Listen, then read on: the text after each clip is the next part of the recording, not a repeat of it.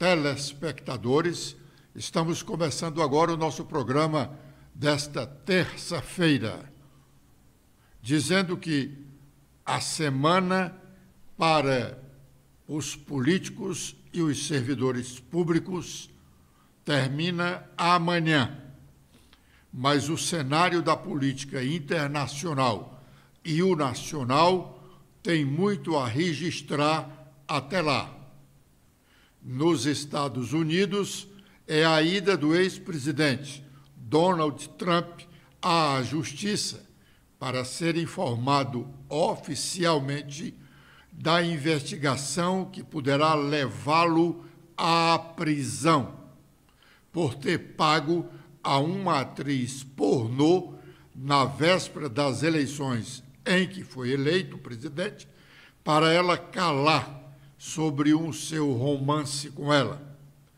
É um caso inusitado. Um ex-presidente americano ser levado às barras da justiça.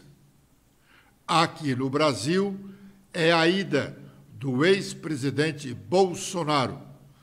Amanhã, à Polícia Federal prestar depoimento sobre as joias que ele e Michele, a ex-primeira-dama, receberam de presentes e entraram no Brasil como contrabando. Também é um caso inusitado. O presidente Lula saiu da prisão para ser eleito presidente da República, como Mandela, lá na África do Sul. Embora a prisão de Mandela não tenha sido pelas mesmas razões da prisão do presidente Lula.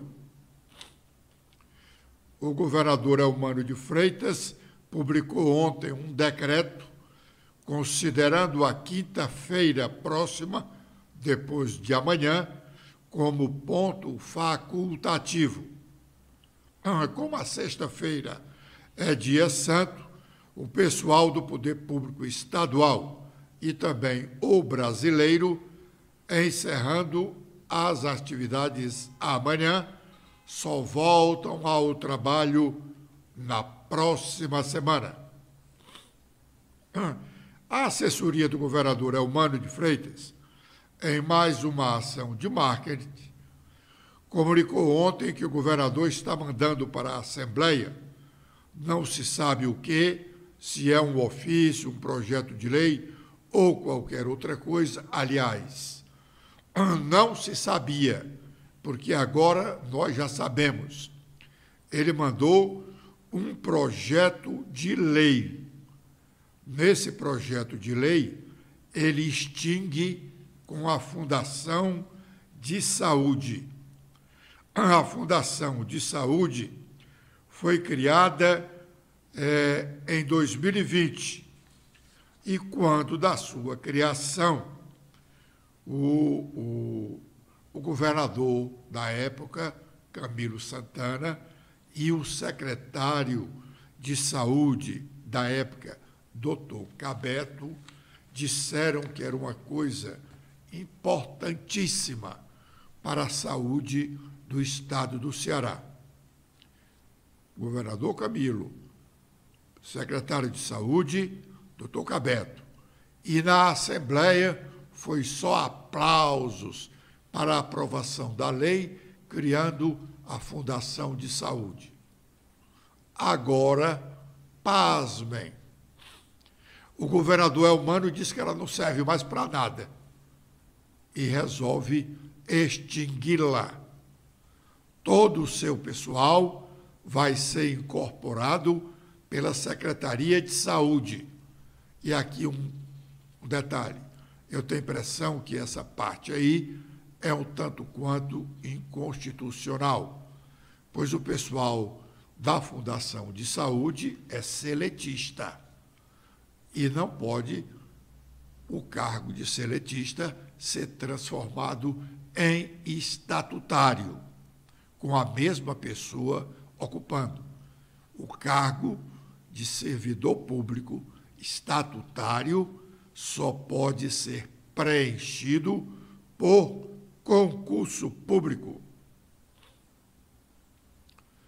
O vexame causado na reunião da Comissão de Constituição e Justiça da Câmara dos Deputados, recentemente, quando da presença do ministro da Justiça, Flávio Dino, oportunidade em que o deputado federal cearense André Fernandes chegou a ser ridicularizado pelo ministro, esse episódio fez com que a oposição, ou mais precisamente o PL, partido de Bolsonaro, e também do deputado federal cearense André Fernandes, começasse a preparar o seu pessoal para novos embates com ministros na Câmara dos Deputados,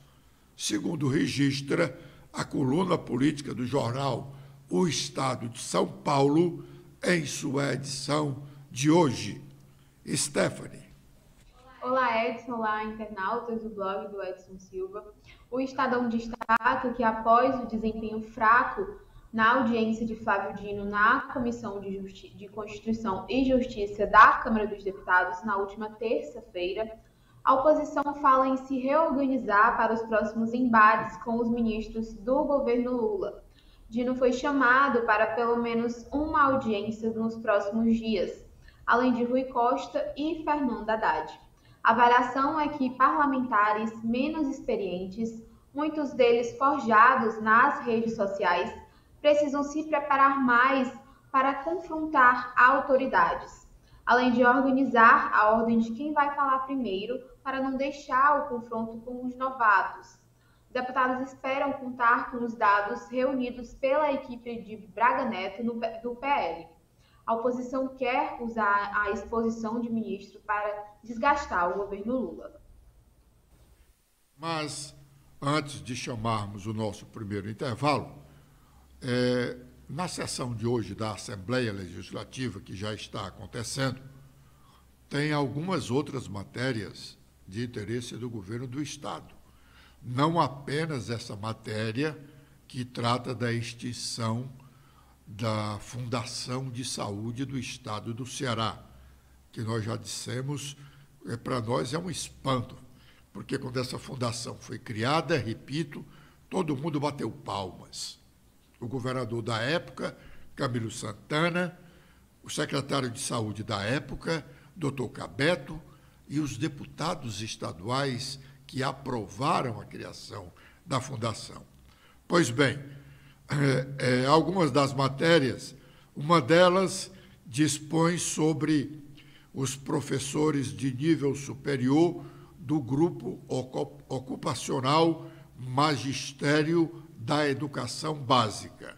Aqui tem uma coisa parecida com aquele decreto da governadora Isolda Sela, só exclusivamente para beneficiar a Fernanda Pacobaíba, ex-secretária da Fazenda do Estado.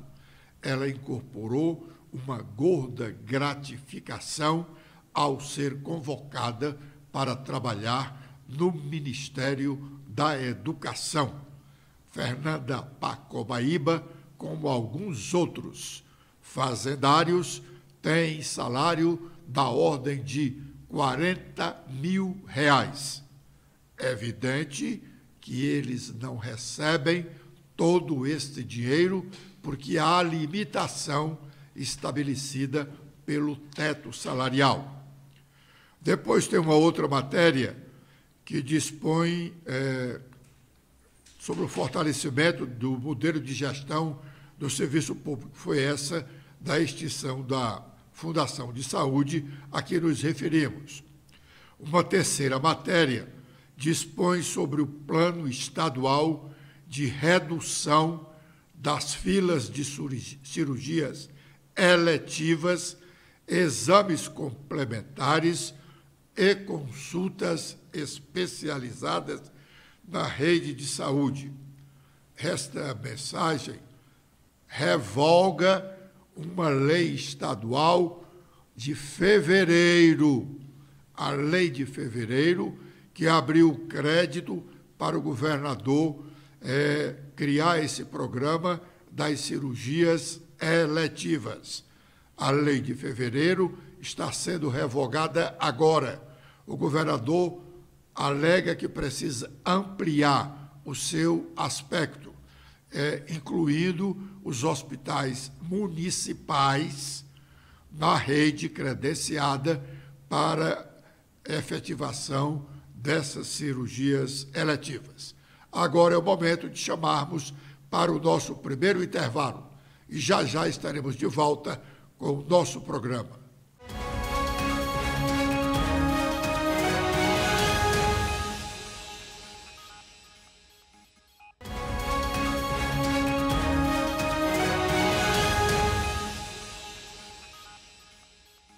O ministro Fernando Haddad continua repetindo o que disse ainda na semana passada sobre o pacote econômico do governo que deve ser encaminhado ao Congresso Nacional nos próximos dias.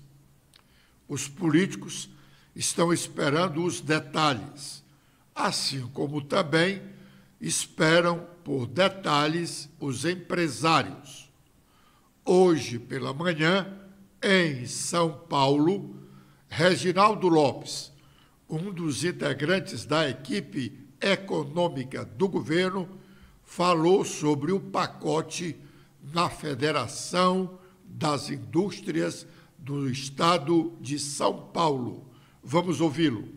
De uma forma ou de outra, Josué, eu acho que esses 40 anos de debate em relação à reforma tributária serviu de acúmulo e também de convergência para que a PEC 45 e a PEC 110 pudesse convergir e buscar dar as principais respostas aos três grandes desafios, na minha opinião, em relação à reforma, que é o desafio setorial da reforma. Evidente que a reforma ela tem que ter um olhar aonde o Brasil volta a crescer, seja mais competitivo e possa aumentar a renda per capita do povo brasileiro e o poder de compra. Só assim ela vai promover o ganho sistêmico, ou seja, todos vão ganhar com esta reforma.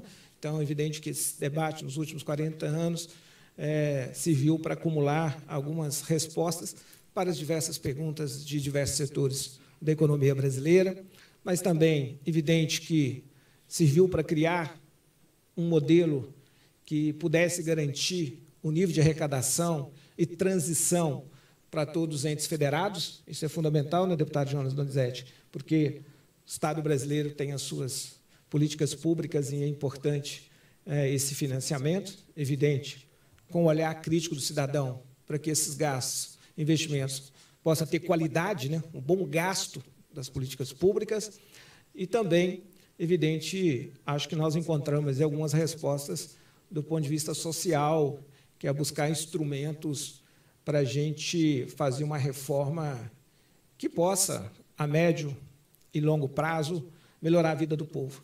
E se é fato que os juros têm consequência ou têm causa, eu diria que uma das causas dos juros, não só das taxas atuais, mas das taxas futuras, com certeza, é esse sistema tributário brasileiro que não dá nenhum tipo de segurança jurídica e de previsibilidade. Porque quando poucos pagam, os poucos que pagam, pagam muito. Muito bem. Agora é o momento de sabermos quais as nossas manchetes locais e nacionais. Stephanie.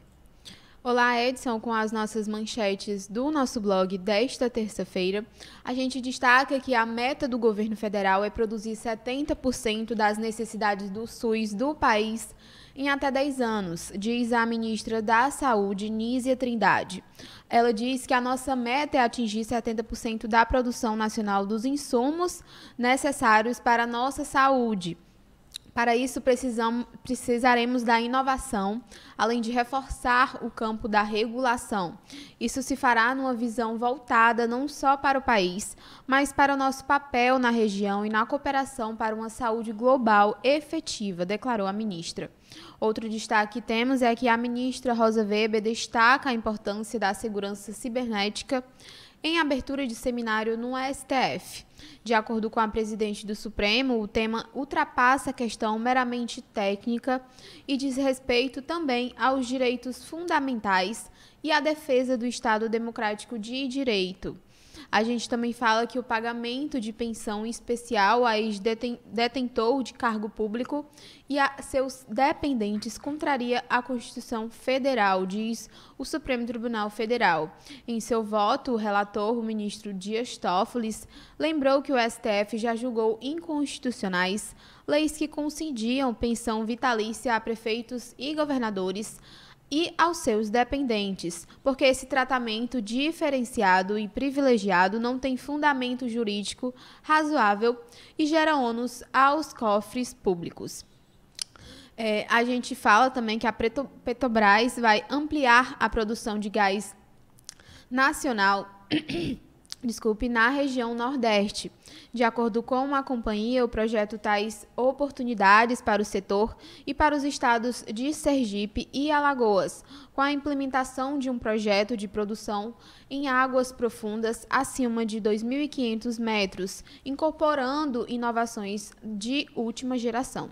Por fim, a gente destaca que a Polícia Federal investiga interferência de ex-ministro Anderson Torres no segundo turno das eleições. Sem agenda prévia, Torres viajou para a Bahia, acompanhado do então diretor-geral da APF, Márcio Nunes. No local, ele orientou o superintendente da APF da Bahia, Leandro Almada, para coibir, em conjunto com a Polícia Rodoviária Federal, crimes eleitorais. A presença de Torres causou surpresa dentro da APF e foi vista como pressão do governo de Jair Bolsonaro para interferir no processo eleitoral.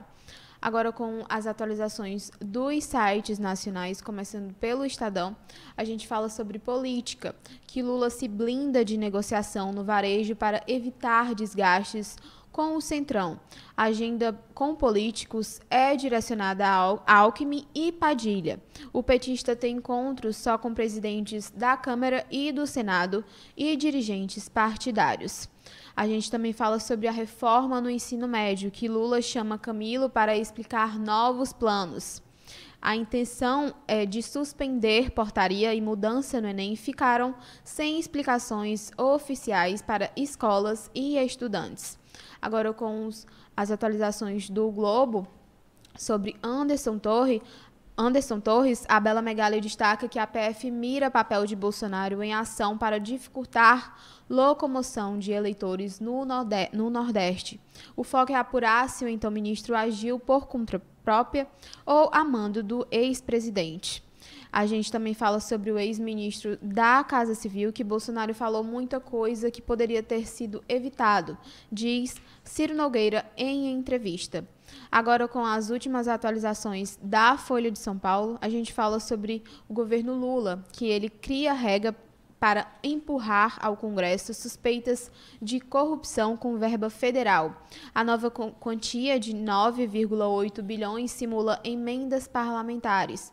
O governo quer divulgar padrinhos para conter eventuais desgastes. A pesquisa Datafolha diz que 51% defendem Bolsonaro inelegível e 45% são contra a punição pelo Tribunal Superior Eleitoral. Muito bem. Agora é o momento de chamarmos mais um intervalo e já estaremos de volta com a última parte do nosso programa.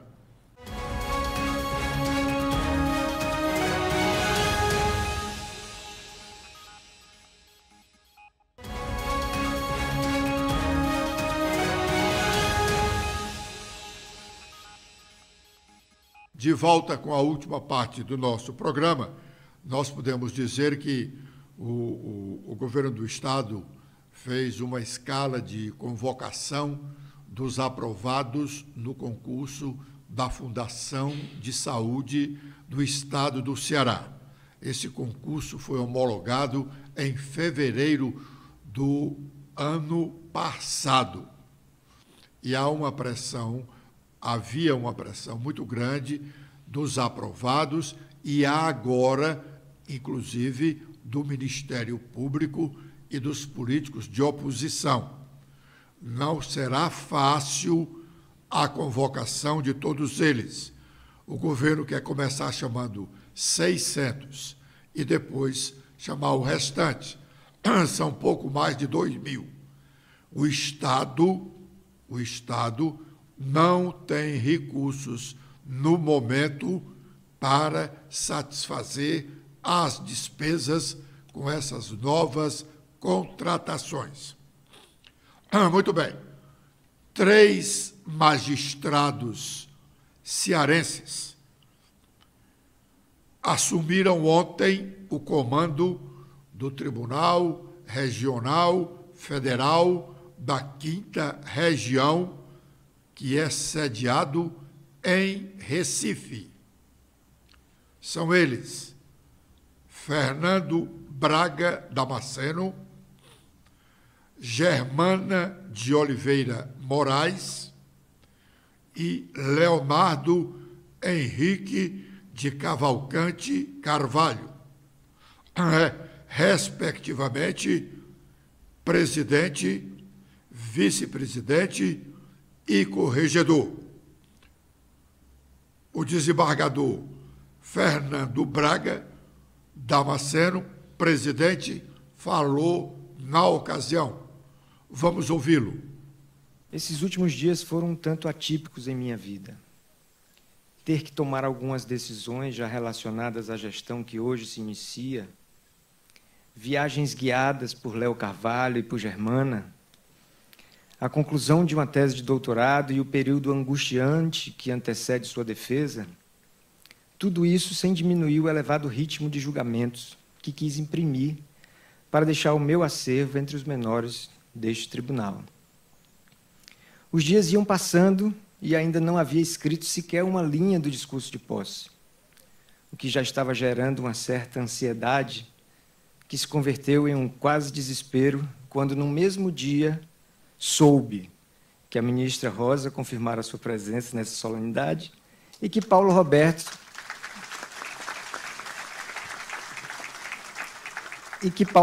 já anunciava aos 4 ventos que havia concluído a sua saudação. Passei, então, a buscar um começo. Pensei em adotar a mesma metáfora dos meus discursos anteriores e logo escrevi algo como: e as velas do Mucuripe atracam mais uma vez neste cais do Apolo. Dessa vez em frota, soprada pelos ventos mais fortes que já trouxeram um trio para a mesa diretora deste TRF5. Ainda inspirado pelo gênio sobralense, esbocei uma tentativa de relacionar os novos integrantes da mesa com aqueles que ficaram conhecidos como o pessoal do Ceará: Belchior, Amelinha e Ednardo, o presidente, a vice e o corregedor. Faltou criatividade. Faltava criatividade, sobrava emoção. Um tanto frustrado, parei. Fechei o computador. Lembrei-me de Pessoa quando fez registrar que todo começo é involuntário. Deus é o agente. Tranquilizei-me. Afinal, ainda faltavam 2 dias para a posse. Fui a outros afazeres e, mais tarde, de modo não deliberado, lembrei-me de uma conversa que há cerca de 1 mês tive com um amigo baiano. Após informá-lo da eleição e convidá-lo para esta solenidade, ele me respondeu com uma inusitada pergunta: honra, missão ou bucha? Logo fez acompanhado do verbete do dicionário. O desembargador Fernando Braga Damasceno citou aí ilustres cearenses, faltou citar o Fagner, mas quando ele disse As Velas do Mucuripe, é uma das músicas também do Fagner. Obrigado pela atenção dispensada e amanhã, com a proteção de Deus, estaremos de volta.